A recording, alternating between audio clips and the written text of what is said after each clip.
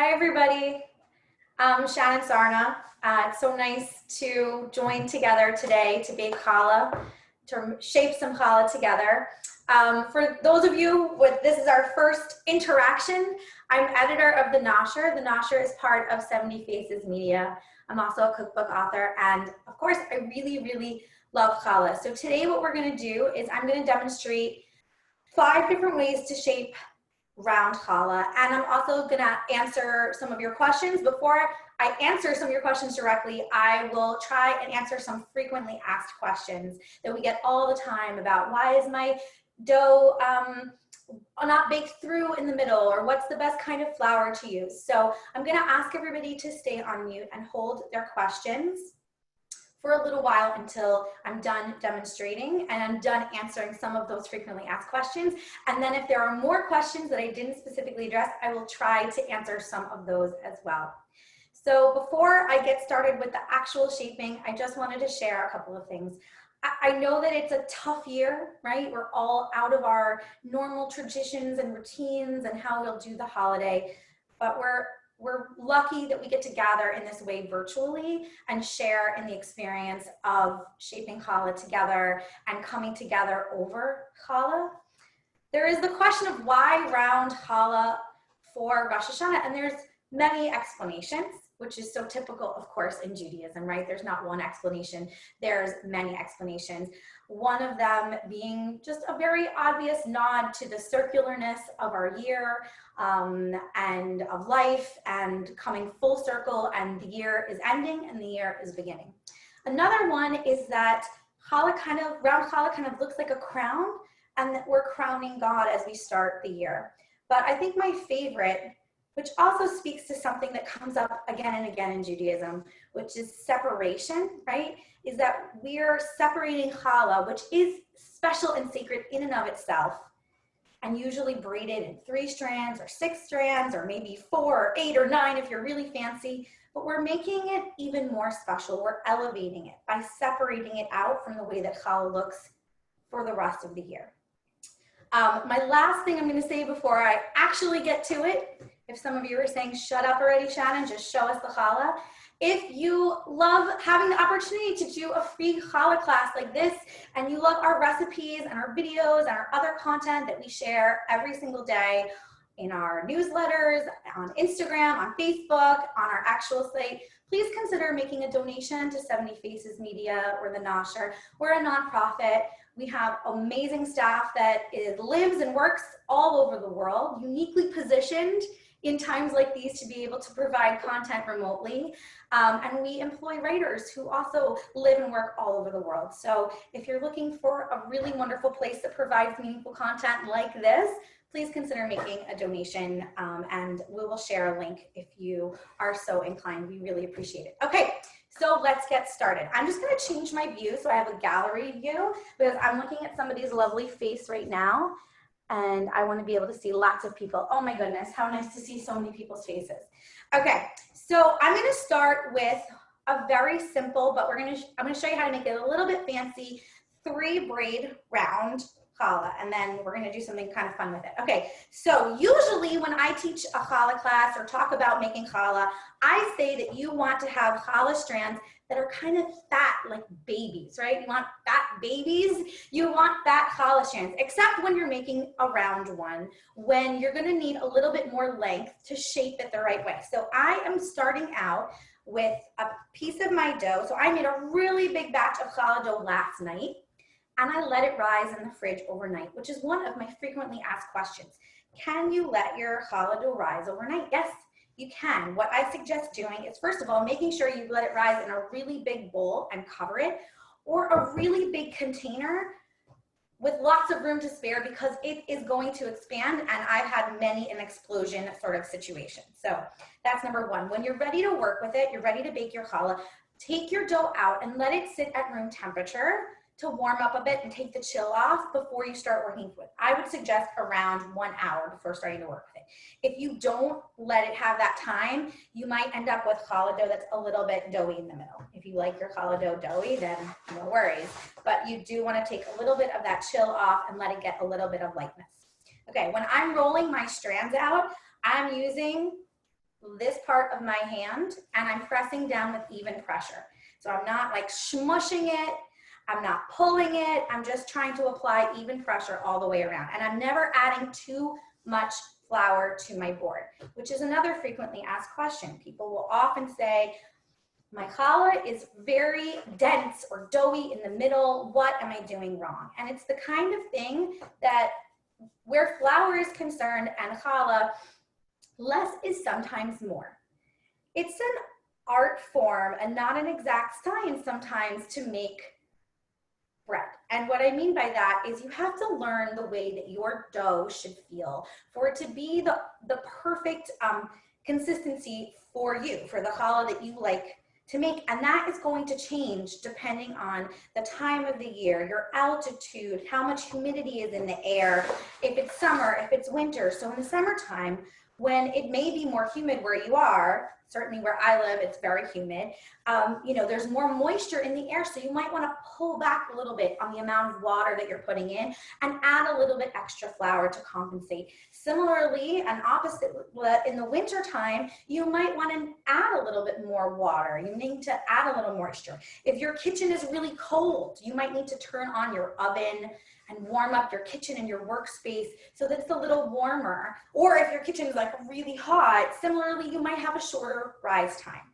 So if you're finding that your challah dough is dense in the inside, pull back on the amount of flour a little bit and see if that helps. The other explanation for why your dough might be a little bit doughy or dense in the middle when you're baking it is that you're not doing a proper second rise. And what I mean by a second rise is whenever you're making challah, you're gonna braid it or shape it, and then you wanna let it rise again. So if you made the dough in the morning, let's say you let it rise for around 3 hours, then you braid it, then you let it rise again for around 30 minutes. And that's gonna allow for it to have some of that lightness and air to it. You can overproof it, meaning it can rise too much. So I wouldn't go over 40 minutes at the most for that second rise unless it's really cold and your kitchen's really cold and you just don't see it getting that lightness.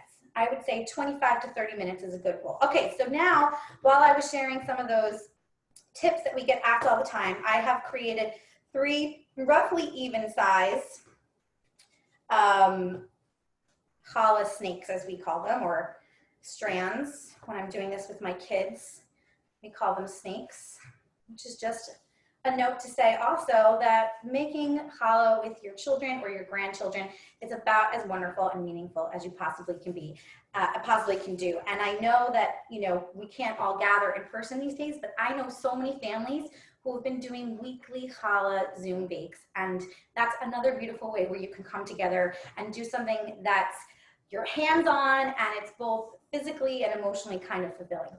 All right, 3 strands. Can everybody see it? All right, great. I am going to start in the middle to braid it, and I am going to leave the ends open.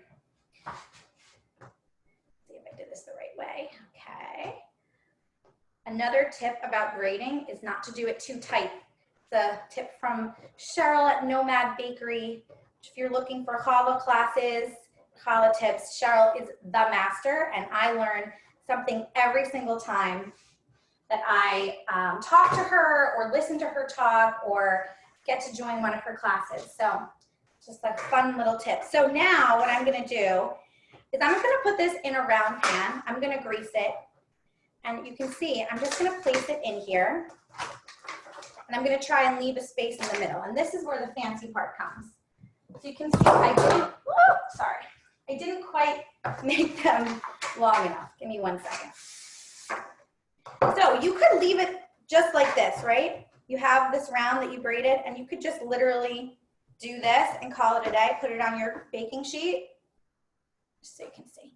That's it. You could call that, that's fine, done. Or if you're like, I have some time and I'm feeling a little fancy, you can either take an oven-safe ramekin and stick it right in the middle and put your braid around it and bake it like that. And then when you take it out, it's a honey dish. And you can put your honey or your apple slices right in the middle. This is not my genius. I can't take any credit for it. It's from Ori Sheft and Gadi Peleg of Bread's Bakery, who several years ago in New York started selling these absolutely stunning centerpiece challahs for Rosh Hashanah, where they braid, oh my God, what happened to my braid here? Where they braid the challah actually around these ramekins and then fill it with honey after it's all baked. So because I messed up, so I now hope everybody feels good, or you're now leaving because you don't think I know what I'm doing. I'm just gonna do it one more time so I can make them a little longer and show you how this one's going to go. So more frequently asked questions that I get. My favorite one, can you make gluten-free challah? And the answer is absolutely, and gluten-free baking has come such a long way in the last couple of years. There are so many more flours available. So my amazing colleague, Becky, My Jewish Learning, this is my Vanna White sign, is going to share a link for, I believe it's 8 different gluten-free challah recipes that you can try. Some say that they are braidable. I know many gluten-free challah recipes are not so easily braidable, and that's okay. They actually taste pretty good, and this is coming from somebody who really is not into gluten-free baking, but understands for people who need it that it's important. One fun trick is there is a challah-shaped silicone baking pan that you can order from Amazon or other kitchen supply stores. And if your gluten-free dough is more like a batter as opposed to something you can braid like this, then you can just stick that batter right into this challah silicone form and it will still look like challah. Not that it matters, right? It doesn't matter what the challah looks like. Okay, so I rolled these out. They're a little bit longer and skinnier, not how I like my babies or my challahs, but for today's purpose, important nevertheless. Okay, I'm loosely braiding my longer strands. I'm leaving them open at the end so I can pinch them together when I make my circle. And hopefully now I can demonstrate exactly what it is that I had wanted to before. Okay, so I am going to now, my strands are open on this side, and I am going to pretend like I'm kind of braiding them together. I'm faking it a little bit, right? Because like you can't totally braid them all together, but I'm going to make it look like the best that I can. And tuck this one under and tuck this one under. I'm going to leave my foil right here in the middle. And just to show you what it looks like. So you see there's this space. This is going to rise and fill up. And then when this bakes, it's going to have a nice little space in the middle. And when it's all done, I can trade out that tin foil for a ramekin and put this in the middle. And when I serve it, put the honey right in. One other thing that you can do, which I think is a really nice idea, and especially if you've done a little planning, you can buy little mini jars of honey and stick them in the middle and give them out as gifts for people. I think it's a really nice touch. I always think about that when I'm doing this exact challah class, and I think I should have bought little mini honey jars. I have to write this down for myself so that I remember for next year. Okay, so one very easy 3 braid round is done. The next one of my favorites, also so easy, is a pull apart, right? Maybe you buy the Zamex or the Zadie's challah that's pull apart in the supermarket or at your kosher store. They're so good, they're so fun, they're so easy, and they lend themselves to lots of different variations. I went ahead and I divided these into 8 pieces of roughly even dough, right? Did I count that right? 1, 2, 3, 4, 5, 6, 7, 8. You can also do 7. I'm going to lightly dust this. You can see just like a tiny little bit to take some of the stickiness out. And I'm going to roll each of these into a ball. That's it. And then I'm going to place them evenly in my pan. Now, something that you can do at this phase, if you wanted to, was you could stuff each of these balls. You could make savory ones, stuff them with cheese. You could stuff them with meat. You could stuff them with jam. Anything that you would consider an appropriate challah filling, which for me is almost anything. You could stick them right here. As you would flatten out this ball, you would stick it in there. Today I'm just going to make them plain, and we're going to stuff another challah in just a minute. And And then we're gonna space them evenly in another greased pan, and we're gonna top this with cinnamon, sugar, and a little bit of flaky sea salt. Here's another one of my, I'd like to think, very expert challah tips, is that I glaze all of my challah with an egg wash, and then I top it with flaky sea salt. And because challah is kind of a sweet bread, right? The flaky sea salt really brings out that sweetness of the bread. It also adds, if you like texture, it adds like a really nice crunch. It's kind of the same concept as if you have like salted chocolate chip cookies or some sort of salted caramel. It's that same kind of sweet and salty combination. So I'm gonna take another pan and my cooking spray, and then I'm gonna place these all evenly with one in the middle, and then just evenly spaced all around that one in the middle. And you're gonna see this and you're gonna say, that doesn't look like there's enough dough in there. They expand. They're gonna expand for the next 30 minutes. And then they are gonna expand so much when they're in the oven. So each one of these challahs that I'm working with is around 15 ounces to 1 pound of dough. Each one of them that I've split up. So each loaf that I'm going to be producing today was around 15 ounces. When I made the dough, I doubled my batch, which is around 4.5 to 5 cups of flour. So it's about 9 to 10 cups of flour in this batch. You can use any recipe that you like with any of these methods. We have, of course, lots of challah recipes and variations on our site. My go-to on our site is how to bake challah, and it's a Claudia Rodin recipe, and that recipe works perfect every single time. Cheryl Holbar of Nomad Bakery will also have some of her recipes, including a turmeric tahini challah recipe, and some beautiful ways that she shapes hers. It's like a work of art. So I've glazed it with my challah glaze. For today, because it's Rosh Hashanah and it's a little special, I'm glazing mine with 1 whole egg and 1 egg yolk. You can even do just egg yolks if you want. That's actually Joan Nathan's tip.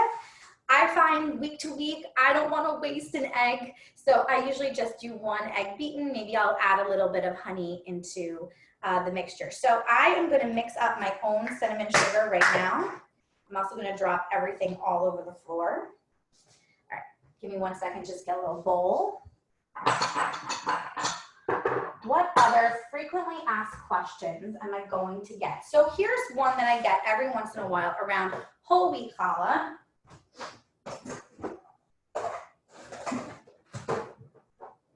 I do not recommend making 100% whole wheat challah because it's too dense. But I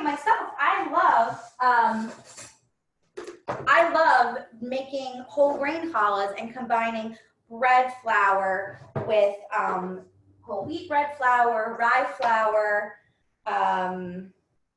oat bran. It's great to add that for texture, and also then you're like, oh, I'm so healthy. I'm eating whole grain challah, even though of course it's just challah really. So what I'm mixing in here was about a tablespoon of white sugar, about 1/2 teaspoon of cinnamon. I might add a little bit more cinnamon. This is very much to your liking. And some what's called sanding sugar. This I bought at Stop and Shop.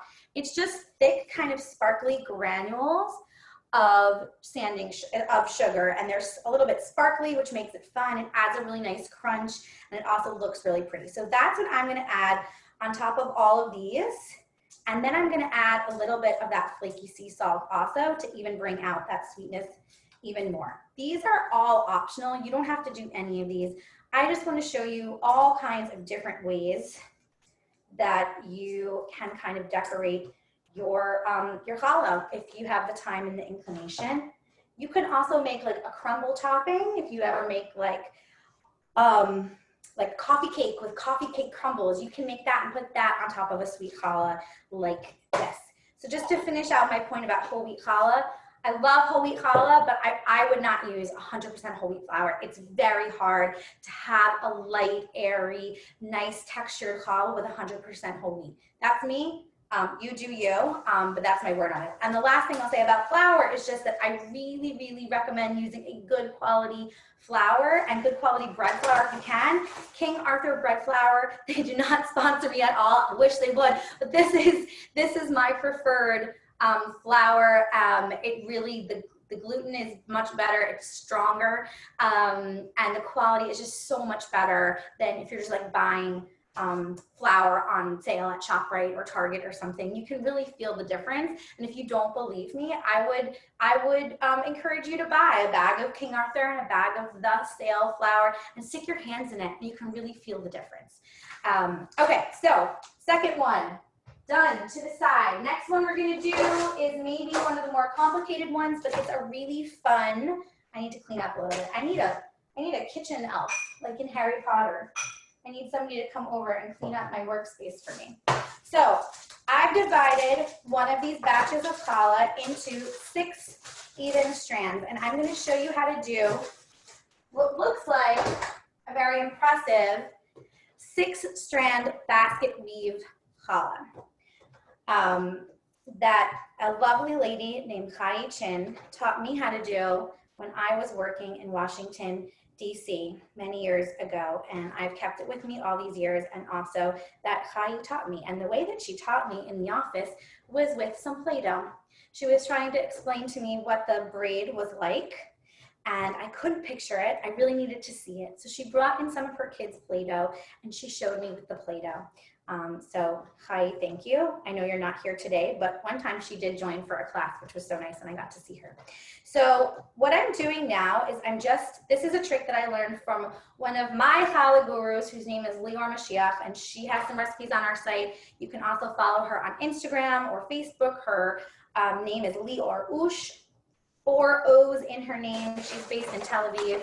She's a trained pastry chef. And what she shows you how to do with this is that you're taking some of the air out and you're making it into a cylinder. Then you kind of like let the gluten rest for a minute before you're rolling it out. And it makes it a little easier. Do you ever have the experience when you're rolling out your challah and it's bouncing back, right? You need to let your gluten rest a little bit, right? And it's totally normal, it happens to everybody. But if you do this step, it will prevent a little bit of that happening. Okay, so I'm gonna roll these out. Not quite as long as I did before because we're making a different kind of, strand. So we're basically going to make a lattice with this one. Again, you can see I'm pressing down with an even pressure all along like this, so that it's they're all not only gonna be even in length, but I want the thickness all throughout to be even. It isn't just so that the challah looks pretty, although the more even your strands are, the more even it will look, and symmetry does make it look more beautiful. It also means it will bake more evenly when your strands are even in this way. So I'm not very good. I have friends who like, oh, they feel it in one hand, they feel it in another. Oh, this kind of feels like the same, and they're very good at like kind of eyeballing it or feeling it and knowing what it was. I am not as good at that, so I use a digital scale, which I had under here and I used before, to measure out all of my strands and all of the pieces that I am working with. Hold on one second, I want to let people in. Sorry, okay, let's see. All right, great, sorry about that. I know one of my colleagues had to leave at a certain point, so if I have to step away to just let somebody into the Zoom, please forgive me. This will also be available to watch on YouTube probably later today or tomorrow. So if there's anything that you missed,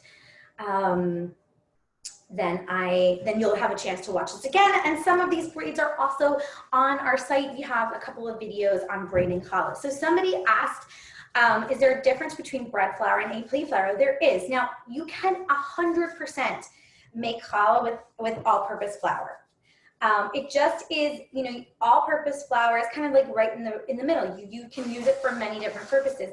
Bread flour has a higher protein content, it's higher gluten, and so you're making for stronger strands. You really want to use it for bread flour, as opposed to cake flour, which is much finer and doesn't have those strong proteins for the gluten. You know, you wouldn't want to use that for bread, but for AP, you absolutely can use it. If you're really looking to elevate your challah, you want to make it even a little bit better, more professional, I would strongly say use good bread flour. It really does make a difference. If all you can have, if all you can find is AP flour, it will work just fine. Okay. Is your egg wash an egg just mixed? Okay, I answered this question, right? Egg wash, you can use one egg, you can use one egg and an egg yolk, you can use just egg yolks, you can add honey to it, or if you don't want to use an egg wash, there's lots of other things that you can use also. You can use what's called aquafaba, which is the water in chickpeas. It actually works really well. You can use maple syrup. Some of the other ones we've done, you can use Ceylon, which is date honey, date honey, you can just add a little bit of water to thin it out just a little bit. I've tried maple syrup and aquafaba, and those are two of my favorite alternate kind of glazes for challah. I do like challah with some kind of glaze on it personally. Okay, so I have 6 even strands over here, and then I will start answering some of the other questions. Here's another fun tip. You don't want your board that you're working on to like, oh, go around all over as you're rolling things out. You put a dish towel or a wet paper towel underneath to prevent it from sliding. There's also like kind of grippy things that you can buy. One of the studios I work with, they use them. So I'm gonna actually scooch a little bit closer to you. Okay, I'm just scrolling through some of these. Can you find a minute? I'm going to say bowl. How am I going to use for dough to rise? These are very specific questions, guys. Okay, so 1, 2, 3. 1, 2, 3. Can you see what I did? Tic-tac-toe. Nod if you can see what I did. But now I'm going to make a lattice out of it. So I'm going to go under, over, under with the first one. Then I'm going to go over, under, over with the second. And then for the last one, I'm going to go back to under, over, under. My mother-in-law, Jody, is watching. I know she uses this one now, and it makes me very happy. Okay, so you have this nice lattice, and I'm going to braid just a little bit on one side here and braid the other side. You can see I braided these 3 strands hanging out. And I'm pinching them together. Now over on the other side, there's these other strands hanging out over here. Hello, little friends. And I am going to braid them and then pinch them. It's like a very loose braid. And then on the other side, my last 3 friends hanging out, and I'm gonna braid them and pinch. So now I have what kind of looks like a star, I guess, right? I'm gonna take those little friends hanging out. I'm gonna pinch them under, or tuck them under rather. This is the point in the class where I always want to make tucking jokes, but I'm not going to, and I'm going to tuck this last one there. So as I tuck them all under, and I'm patting this like it's my little challah baby, okay, and you can see now it looks like a little basket weave on top. Sherry looks like she's very excited about something. I hope it's good. I can tell we would be friends just by your enthusiasm. Okay, great. Also, you've never sent me an annoying email to my knowledge, so I really appreciate that. No, not yet. Don't start, please. Okay, so this is the last one. So, okay, it looks very complicated. It's actually pretty simple. It doesn't require a crazy 8-strand. Great, so I'm gonna put this on my baking sheet, which I've lined with parchment. So you can use parchment or a Silpat. A Silpat is a silicone baking mat. I'm not working in my usual space, so I don't have all my usual things. So I'm using parchment today. I bought this at Target. Don't put it directly on a baking sheet, no matter what. Or put it in an aluminum pan, just so that it's not burning, because you'll end up with challah that's kind of burned on the bottom that you got to scrape off, and maybe is a little doughy in the middle because you're just not going to get the bake that you want. I saw some questions about the temperature. Now, This is kind of a personal question. Because it depends on your, and now I gotta scooch back again, so I don't have to duck down, I'm already short enough. It depends on your oven, but I suggest either 350 or 375. 375 is my suggestion. Every recipe is different. My recipes call for 375.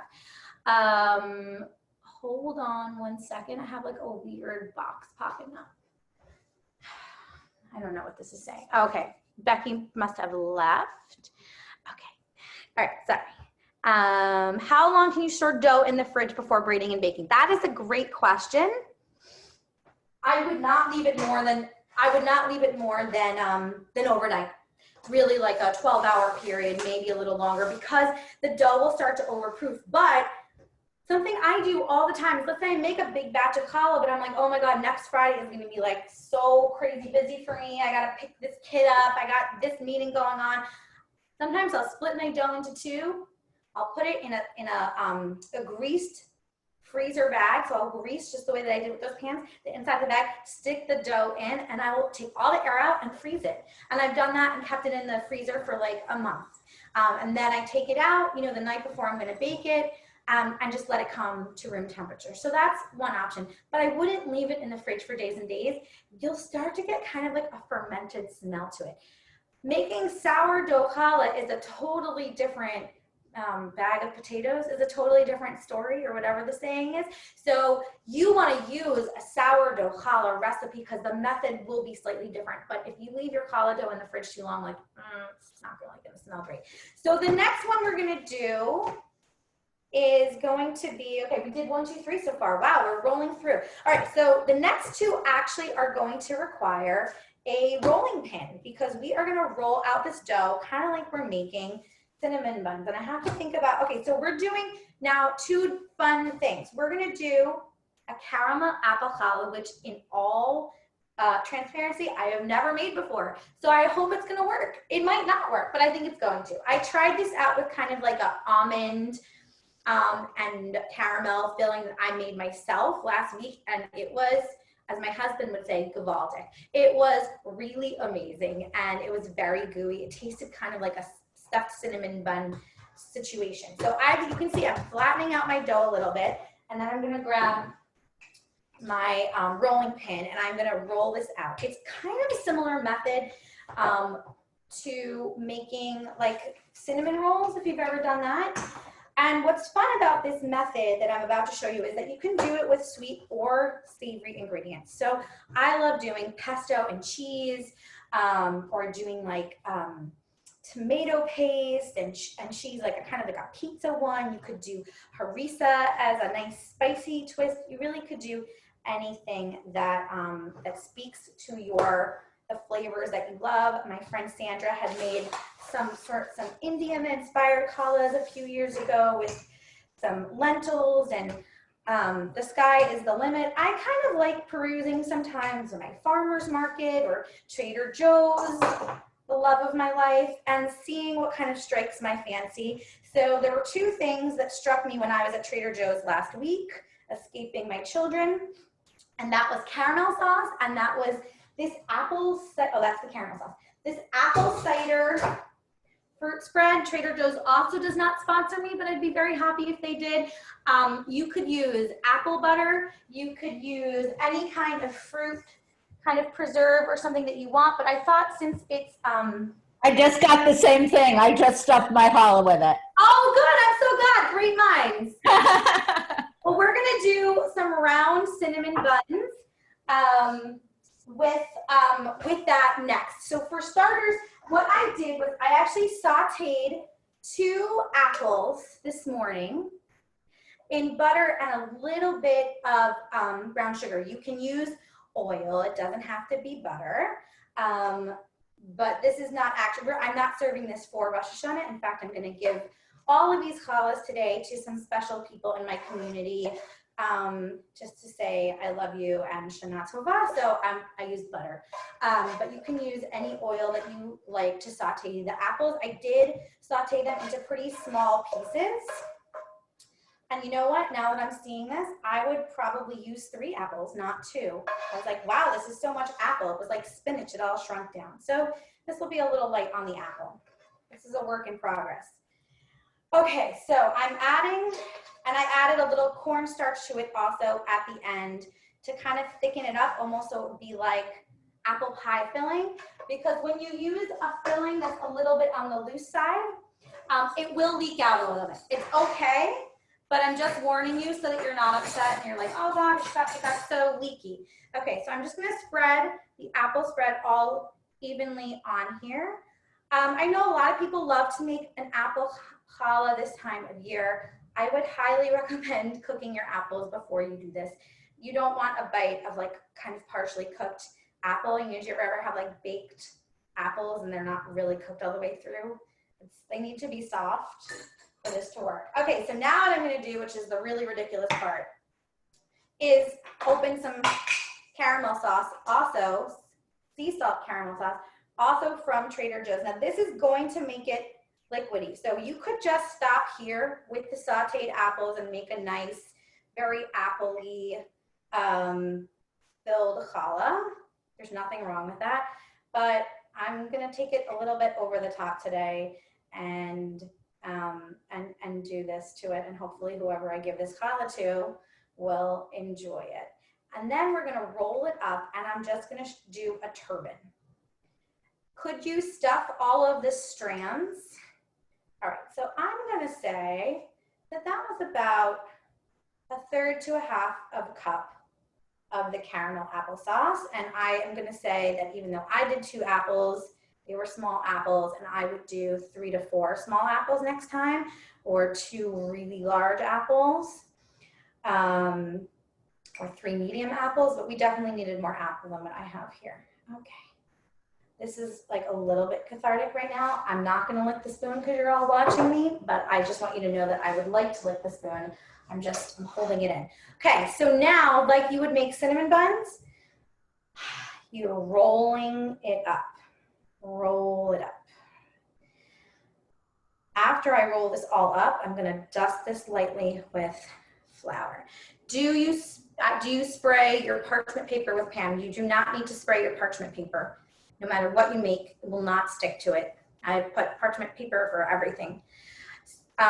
So no, you do not. Should the dough rise before refrigerating overnight? Also a good question, and no, you can make the dough and immediately put it into the fridge and it will rise overnight. Some people are always surprised. They're like, really? And I'm like, yes, it will grow. Now, one of my friends did this last night and said that the challah dough didn't really rise as much as she wanted it to. So I said, just take it out of the fridge and let it get some warmer air and let it rise outside of the fridge. People get a little nervous about working. So I'm just lightly dusting this. You can see I pinched it all closed, It's probably still gonna leak when it bakes because there's all those juicy apples and caramel sauce inside. I'm turning it over so the seam is on the bottom. And I am snaking it around itself. And then what I'm gonna do, I'm gonna roll back over to you guys. Okay. Okay, you can see I pinched it, it's over here. I'm just gonna kind of tuck it under over here. Again, I'm holding in all of my tucking under jokes, and there we go. I'm gonna put this on my baking sheet, and we have just one left to go. So to my friend who also bought the, I'm actually not gonna put this on my baking sheet, I lied, because I remember what happened the other day, which is that it all leaked. And then it was so delicious and gooey on the bottom. So I'm gonna put this one into a baking sheet. So if it leaks, then it's all pooled at the bottom, and it was like a cinnamon bun. It was so delicious. Okay, so I'm spraying this and sticking this beautiful guy in here. Again, you might be saying, it looks like it's too small for that pan. It's gonna rise and expand. And when it bakes, it's gonna fill up the whole thing. I'm gonna glaze this with egg wash also, and I'm also gonna stick some of the same toppings on it, but I'm gonna show you the last one we're gonna do first. And then I will answer more questions. I'm the best Zoom baker. Thank you, Denise. That's so nice. Whenever people say nice things to me, I say, can you email my husband. What was the other sugar called? It's called sanding sugar. Here, I'll show you. I bought this in Stop and Shop from Cake Mate, sanding sugar. But you can order it on Amazon. Any place will have it. It's fun. My kids love using it also. I have an epic sprinkle collection. Okay, other questions? Just scrolling up. I can't scroll up. How do I scroll up? Okay. Chat. Pop out. Okay, here we go. Let's see. Oh, now I can scroll up. I just got a new computer and I'm still learning how to use it. So forgive me. All right. I'm going to move your chat over. Okay. Last one. We're going to do exactly the same process that we did before with the dough. Where's my last piece of dough? Okay. Which is to roll it out into a rectangle. Okay.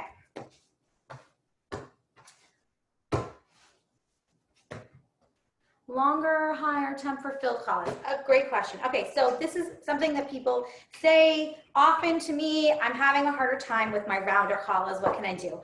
I have a harder time with my rounder challahs also. So if you're filling it, or if you're braiding it, you want to kind of avoid stacking it on top of each other too much for the round ones, not for regular braided ones.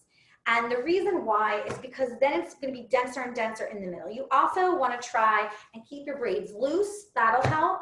You also want to try and avoid all that extra flour, which I was talking about before, which will make it denser in the middle. So those are kind of my suggestions. And also, you may want to bake it a little bit longer than you would. So if a challah is smaller, you don't necessarily want to bake it too much less. It kind of depends. If you're making individual rolls of some kind, then yes, you may want to bake those more like 15 to 18 minutes as opposed to 24 to 26 minutes. For a round challah, you're looking at somewhere around 24, 25, 26 minutes, depending on your oven temperature and how big the challah is. One trick is always taking the challah out, tipping it over, and knocking on it. Because if it sounds hollow, it's probably baked inside. That's always the trick with bread baking. If it kind of feels soft on the bottom still, you're gonna wanna pop it back in for another couple of minutes. Once you take your challah out and you let it sit for even 2 minutes, it's not gonna bake as well inside. So put it right back in if you don't think. You can also usually kind of tell on top. You can see if the strands start kind of sinking down, or it seems a little bit soft and doughy there on top in the middle. Pop it right back in for another couple of minutes. I wouldn't necessarily change your baking time, but baking temperature rather, but yes, for the round ones, you may need to bake them a little bit longer. I see more questions. So let me see if I can answer some of those, and then I will finish off this last challah. Did I put anything with the apples and I put it in my pan? Yes, great question. I did about a tablespoon of butter, a tablespoon of olive oil, a little bit of brown sugar, and I added vanilla, some cinnamon, a pinch of salt. And then as all the juices were coming out and it was getting nice and juicy and liquidy, I added about a teaspoon of cornstarch just to thicken it up a little bit. I let it reduce. So, and then I let it sit. So you want them a little bit soft is what I would say, because you don't want to have like crunchy apple pieces in the middle of your challah. Okay, apple cider jam. Now, I actually was looking for apple butter and came across this. So this is a way to do like a nice easier version of an apple-filled challah without actually tchotchkeng with apples. But this is something that I do throughout the year, both in sweet and savory variations, and making these pull-apart pinwheel cinnamon bun kind of challah things. So I did a challah class back in the spring, and we did Nutella and sprinkles, and they were really fun and beautiful and great for kids. But any of those savory combinations I mentioned before, you could also do and make pull-aparts, or you could do really like a cinnamon, butter, sugar filling and do half your challah for Friday night, just normal challah, and then make some cinnamon buns or other kind of filled buns for Saturday morning or over brunch. You can also freeze them. They freeze pretty nicely. I also like the combination of like a chocolate almond spread with tahini or crumbled halva. I love halva. And if you've never heard of Seed and Mill halva, you can order from them online. It is the best halva you've ever had. Some Whole Foods also carries them, or you can order directly from them. Seed and Mill is what it's called, run by female entrepreneur. Her name is Rachel Simon. So I put the apple cider filling down. I'm gonna put some slivered almonds here on top. Better make sure that the person I'm bringing this to doesn't have any nut allergies. I just like the contrast personally of a little bit of a sweet filling and a little bit of crunch. You could also do this with like a raspberry jam and some mini chocolate chips. You could do, I'm just throwing out some flavor combinations. You could do coconut and a jam filling. You could do chocolate filling and some peanut butter chips. You could do peanut butter and jelly. You could do, I don't know, there's peanut butter and chocolate chips. The sky is the limit. These are really fun to do and they're very easy. And this is also something that like your kids could do this part of it. Okay, so I rolled it up. I'm pinching it all closed. Is there an internal temperature? Yes, I'm sure there is. I would just Google that because I don't know what it is off the hand. And it's the kind of thing that I think you got to know what your challah looks like. But yes, I'm sure there's an internal temperature. I would just Google it. Please repeat the halva info. 191 degrees. Thank you so much, Elise. See? Good question. How much should the dough weigh for one challah? So all of these challahs that I'm making weighed roughly 15 ounces to 1 pound. 15 ounces to 1 pound. That's what I measured out. And these are going to make medium to large size challahs. They're a pretty nice size. They're not gargantuan. They're not humongous.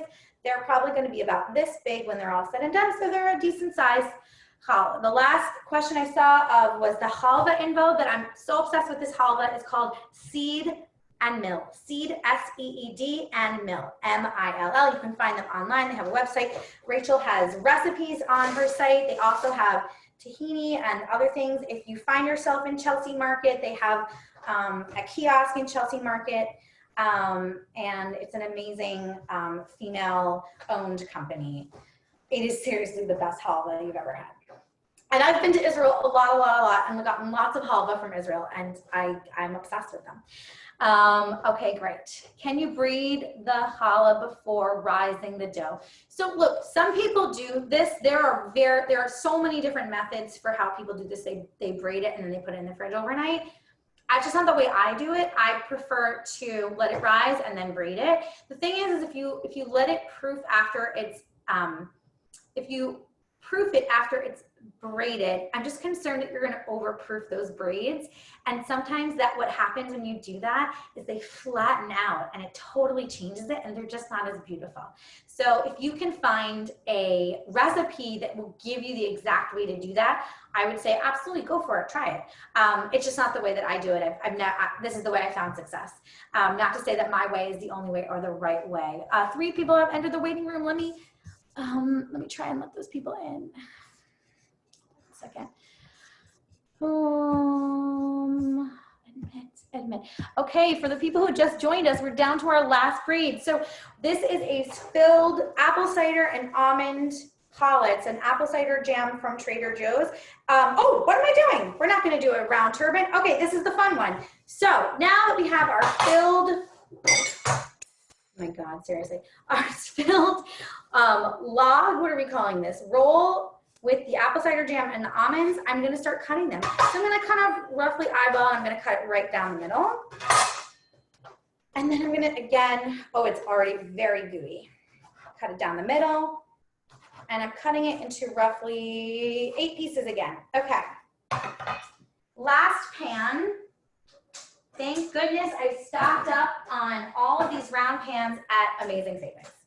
I don't know if people not in the Northeast have Amazing Savings, but it's kind of like a dollar store, but way better because it has everything. It's not everything's $1. But anyway, Amazing Savings also doesn't sponsor me, but I would be very happy if they did. So now I'm going to pick up this piece very carefully, and you can see it's swirled and has all that gorgeousness inside, and I'm going to position them around themselves. Okay. All the way around.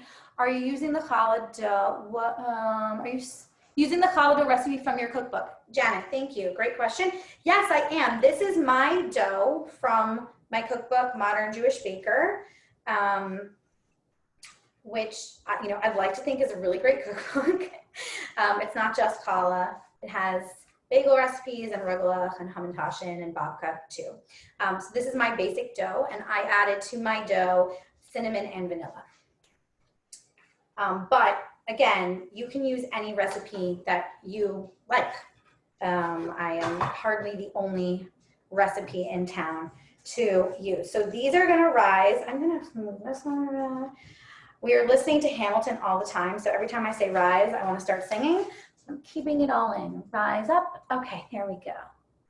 So that's the last one. What's your secret to rolling the dough so thinly? That is called gluten.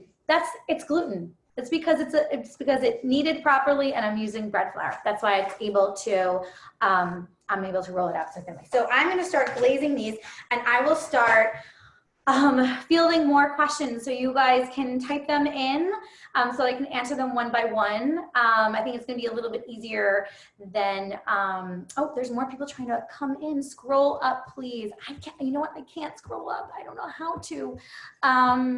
It's not letting me on this end. I'm by myself. So if you can, thank you so much. You like to bake your challahs in pans to sheet pan. They rise up instead of out. You're right, absolutely. The other way to get challah to rise up instead of out is the kind of braid. So if your braid is like a 3 braid and it's all one kind of like layer, it's gonna expand out instead of up. So if you're doing a 4 braid or a 6 braid that's stacked on top of one another, it will rise up more. If your kitchen is cold, how to proof in the oven if there is no special setting. Turn your oven on to 300 degrees, then turn it off, then stick your dough in there and it will rise. How much vanilla and cinnamon did you put into your recipe? I don't know. I like eyeballed it. Like a tablespoon of vanilla and about a half a tablespoon of cinnamon. I think it's partially to your liking. Also, you can also add things like nutmeg, allspice, cardamom if you want to have that like nice warm kind of spices for this time of year. Thank you, Diane. Thank you so much. How many minutes do you round the bake specifically? About 24 to 25 minutes. But I'm always checking them at the end. And I also bake them for 15 minutes and then I move them around in my oven, meaning I put them, I switch them, if they're on the top rack, I move them to the bottom rack, and I move them, I turn them around so they're getting an even bake, right? Like who in their home kitchen has like a gorgeous commercial convection oven? I would love one, but I don't have one. So I move it around from top to bottom. So after that like 23, 24 minute mark, I'm checking on them and seeing how they're doing. The name of my cookbook, thank you so much for asking, Dahlia. It's called Modern Jewish Baker. You can buy it on Amazon. If making a multi-level challah, how do you, oh, don't, come back. How long in a convection oven? Less time. I have tried baking it on a convection and it hasn't worked out for me, so I would say you watch it probably 22 minutes maybe instead of 24 minutes. You're gonna wanna watch it a little bit less time. Can the honey and egg wash cook for the same amount of time? Yes, but if you don't want a really dark wash, don't add the honey into the egg wash, right? Anything with sugar on top is gonna caramelize more and make it more brown. So people, sometimes they really want that deep, dark sheen. If you add the honey into your egg wash, you will get that. Did you ever try doing the egg wash at the last 10 minutes of baking? Yes, great question. So many specific questions. I have tried doing that. I've actually done it halfway through and like added an additional glaze, and it does, it works great. It's a little extra work, but you can do it. I do not need, I'm just making sure. Would you recommend freezing dough like you mentioned or freezing an already baked challah? Very good question, Becca. I really prefer to freeze the dough and make it fresh. I just think frozen challah never quite tastes the same. Can you do it in a mixer instead of kneading by hand? I only do mine in a mixer. I use the dough hook, and I actually use a Bosch mixer, which is really great for anything with high gluten. Yes, rapid rise yeast, I use it all the time, and you can use it exactly the same way that you use, maybe just a little less of a rising time, but watch it. Do you have a YouTube video making the dough? I do, yeah, go to the Nosher's channel, and there is a video called How to Make Challah. What size is my round pans? These are 8-inch round pans. You could use an 8-inch round pan or a 9-inch round pan. Barry, you're so welcome. Barry is one of my favorite middle names because I have an Uncle Barry, and he is basically the best human on the entire planet. Okay, looks like questions are starting to wane. I have another 5 minutes, so if you have last questions, I'm happy to answer them. Otherwise, I'm going to start glazing my challahs and getting them into the oven. Can you just send me all of your challah? Yeah, sure. I'll get right on that. Yes. That's very sweet. Thank you guys so much for joining me today, for supporting the Nosher, for having this community. I wish everybody, oh, such a hard year. I wish you a beautiful, healthy, happy, stable year ahead. And I hope that this all finds us in a much better place where we can gather in person and with our communities and families next year. Thank you guys for all of the really sweet words. Okay, why does my challah taste fermented? I did not put it in the fridge. I'm not sure about that one. It might be that you're letting it rise too long. Yeah, that's my only guess about that one. Because I mean your yeast should activate. So I'm not 100% sure. Joan, I will post the finished products of all of these challahs probably in our Instagram stories, or I'll try to take photos and I'll post them in our Facebook group, which if you haven't joined yet is called the Nosher Cooking and Baking Group. Pretty straightforward. Come join. People are sharing their family recipes and posting questions and stuff like that. And we would love for you guys to come and be part of the community so that we can continue to kind of cook and bake and answer to questions. Our Instagram is very complicated @JewishFood, just like on Facebook, @JewishFood. You can also find me personally if you want to see pictures of my children and my political viewpoints @Sarna, SHASARNA. That's my personal, and you can find us @JewishFood on Instagram. Okay, they're all just, oh, how big is your proofing bowl? Oh, I don't know. I went to a restaurant supply store and just bought the biggest bowls I could find. But the one I showed you earlier that is in the sink right now, that one's from IKEA. Very fancy. They have great bowls. I don't know how big it is. It's like this big. Okay, I'm gonna sign off now, and you know, you can always find us and find me if there's additional questions, or go to the Nosher under our challah section, and we have a lot of frequently asked questions that we cover today. So my last words is thank you guys so much, and Shana Tova. Bye.